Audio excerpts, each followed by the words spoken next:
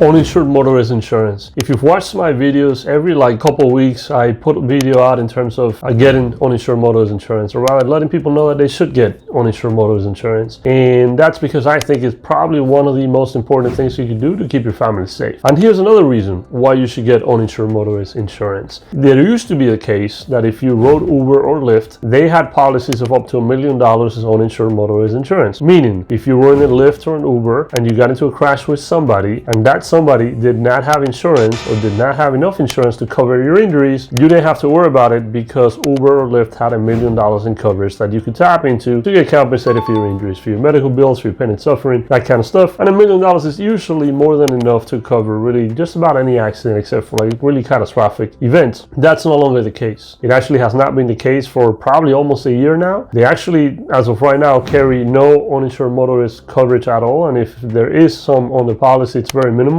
It's not going to be enough to cover really any injury of any significance. And so if you have your own uninsured motorist insurance, if you have the stacked version, that follows you, that doesn't follow the car. And so let's say you have $100,000 in uninsured motorist, you go and get in an Uber or a Lyft, they get into a crash, it's not the Uber driver's fault, but it's another driver's fault, and they don't have enough insurance. Well, guess what? You could go with your policy, you could go after your $100,000 in uninsured motorist coverage, and you could be covered.